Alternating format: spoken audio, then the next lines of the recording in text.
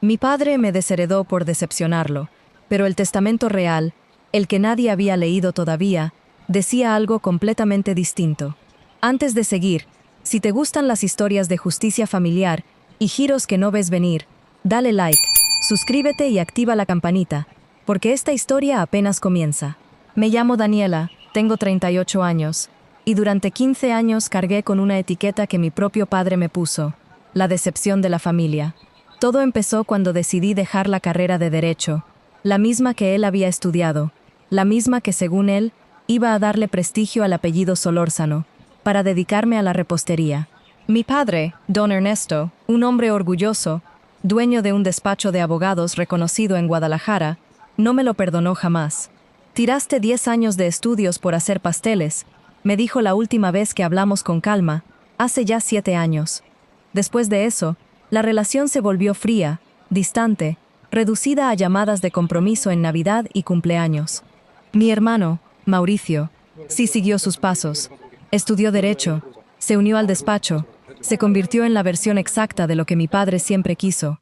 Y con eso, se ganó también su lugar de hijo perfecto, el que siempre lo visitaba, el que siempre estaba de acuerdo con él, el que nunca lo decepcionaba.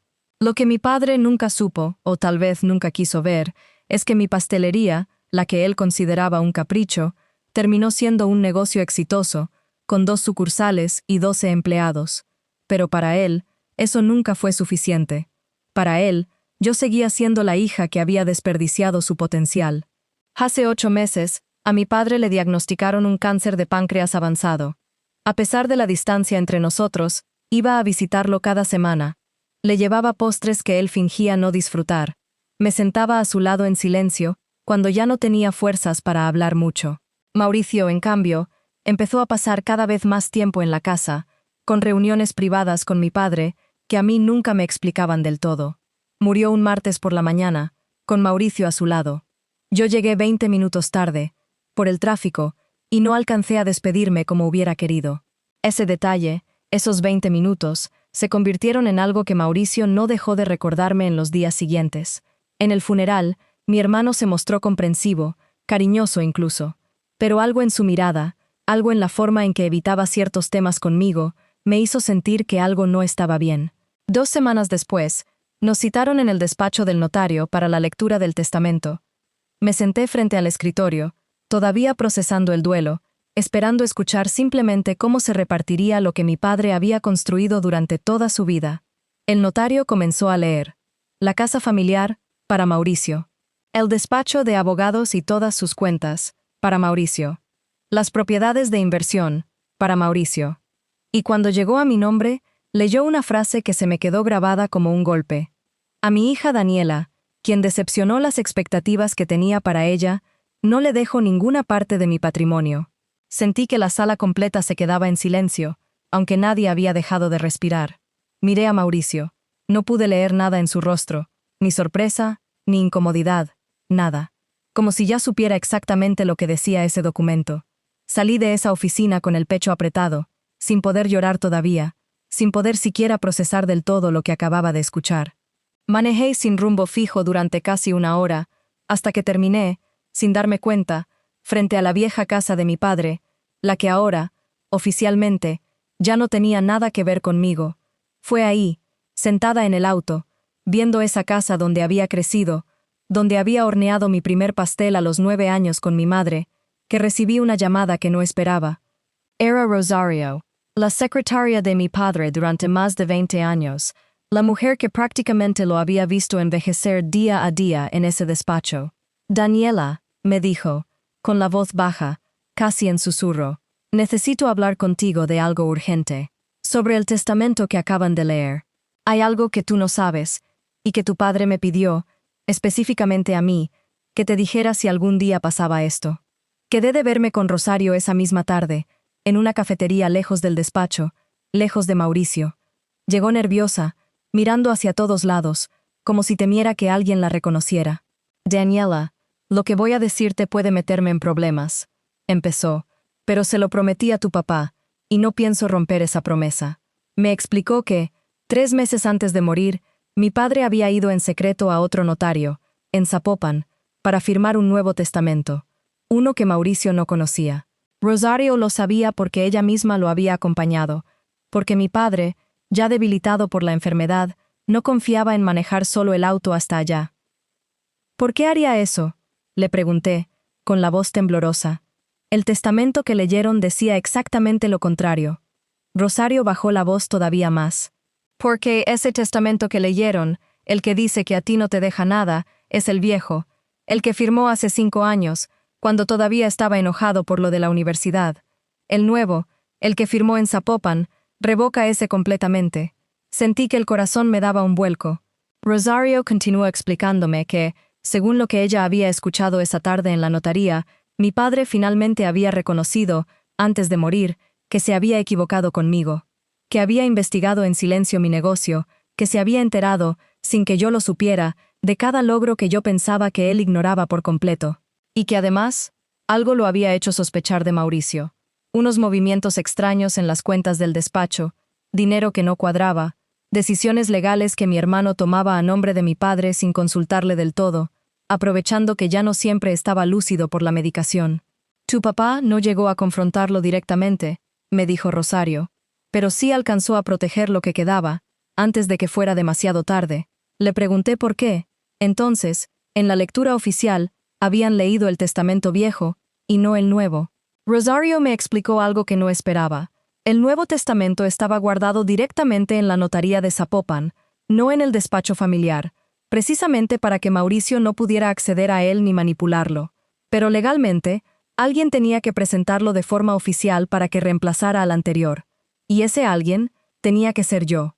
Esa noche no pude dormir. Repasé cada palabra de Rosario una y otra vez, sintiendo una mezcla extraña de dolor y algo parecido al alivio. Mi padre, incluso después de tantos años de silencio entre nosotros, había encontrado la forma de decirme, aunque fuera demasiado tarde, que sí me veía, que sí sabía quién era yo realmente. Mi esposo, Tomás, se sentó conmigo en la cocina mientras yo procesaba todo. Esto no se trata solo de la herencia, Dani, me dijo. Se trata de que tu papá, al final, quiso corregir un error. Y ahora te toca decidir si vas a dejar que eso se pierda. Al día siguiente, contacté a un abogado, no para atacar a mi hermano, sino para hacer las cosas de manera correcta y legal. Le expliqué toda la situación, y él me confirmó lo que Rosario ya me había dicho. Un testamento posterior, firmado legalmente ante notario, siempre invalida al anterior, sin importar que éste ya se hubiera leído en una reunión familiar. Programamos una cita formal en la notaría de Zapopan para presentar el documento, pero antes de hacerlo decidí algo. Iba a hablar con Mauricio directamente, cara a cara, para darle la oportunidad de explicarse antes de que todo se volviera oficial y, posiblemente, mucho más doloroso para ambos.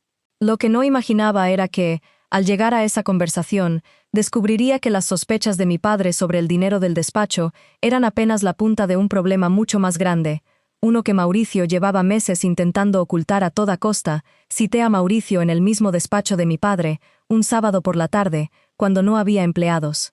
Llegó con su actitud habitual de seguridad, esa que siempre usaba para intimidar sin decir una palabra directa. Pero en cuanto le mostré la copia del Nuevo Testamento, esa seguridad se le cayó de encima como una máscara rota. Eso no puede ser válido, dijo, con la voz alterada. Papá firmó el testamento que se leyó. Ese es el oficial. El notario de Zapopan dice lo contrario. Mauricio, y también tengo aquí los movimientos de las cuentas del despacho que papá alcanzó a revisar antes de morir. Puse sobre la mesa una carpeta que el abogado había preparado, con los reportes que Rosario me había ayudado a reunir. ¿Quieres explicarme qué son estos retiros, con tu firma, que no coinciden con ningún caso activo?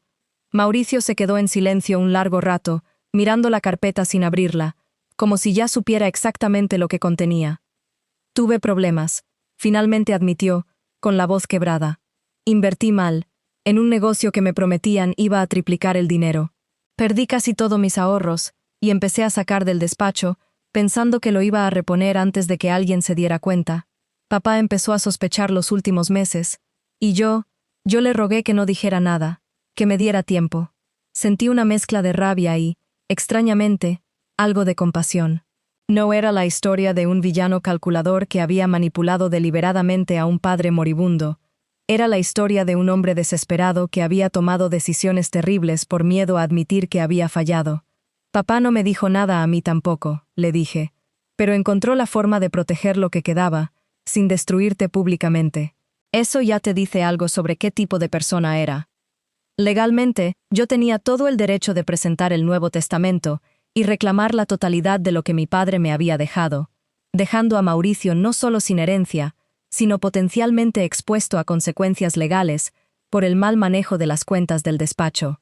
Pero recordé algo que Rosario me había dicho sobre las últimas palabras que mi padre había dictado en esa notaría, antes de firmar: quiero justicia, no quiero destruir a mi familia. Así que tomé una decisión que sorprendió incluso a mi propio abogado.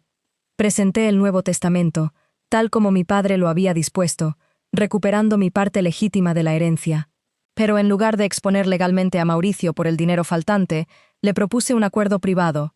Él devolvería, con un plan de pagos formal y supervisado por el abogado, cada peso que había tomado del despacho, y a cambio, yo no procedería con ninguna denuncia. No lo hice por él.